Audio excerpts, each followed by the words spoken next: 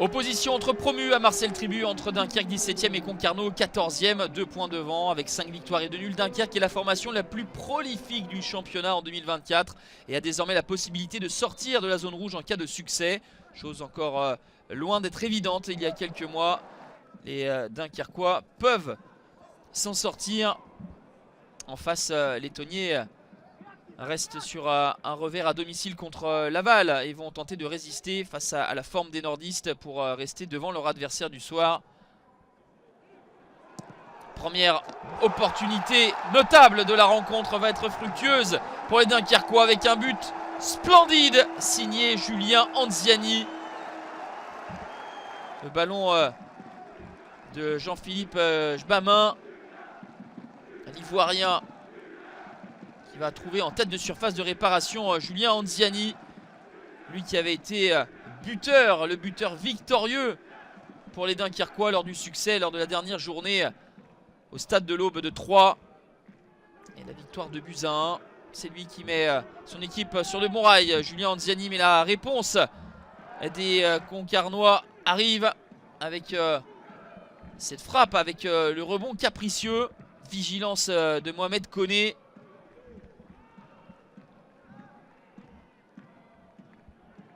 Dunkerque, après l'ouverture du score, a un petit peu reculé, a cessé de jouer et les Tonniers tentent d'en profiter. Ils vont être récompensés à la 35e minute avec Kandé Diawara. Le premier but pour Kandé Diawara, c'est lui qui avait tenté sa chance quelques minutes au préalable. Il vient chipper ce ballon et avec le relais avec Baptiste Moisan vient finir. La main du gardien ivoirien Mohamed Koné n'est pas suffisamment ferme. Le ballon franchit la ligne, ça fait un but partout à la 35e minute. Tout est à refaire pour Dunkerque.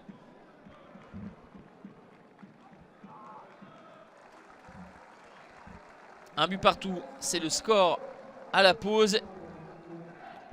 Lors du match aller, il y avait eu beaucoup de buts, beaucoup de rebondissements et de suspense. Concarneau s'était imposé 4 buts à 3. Avec notamment un doublé de Chadli et un doublé de Pape Ibnouba.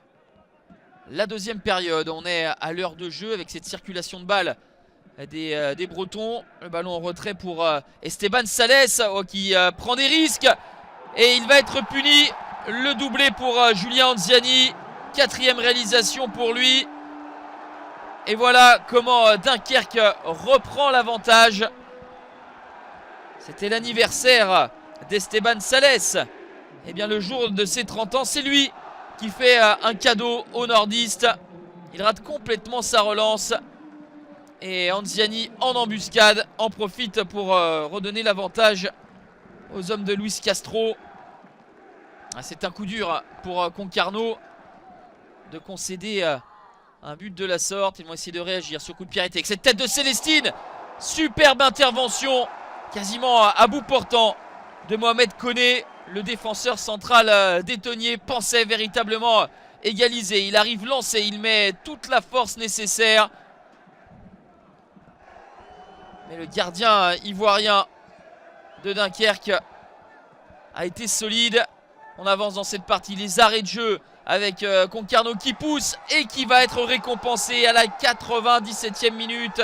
Alex Georgen va glisser ce ballon à Noah Dombassi. Deuxième but de la saison pour le joueur de 22 ans. Ça fait 2 buts partout. Et comme en première période, après l'ouverture du score, Dunkerque a eu le tort de reculer et de ne pas continuer à jouer. Concarneau y a toujours cru et se voit récompensé. La frappe du gauche puissante.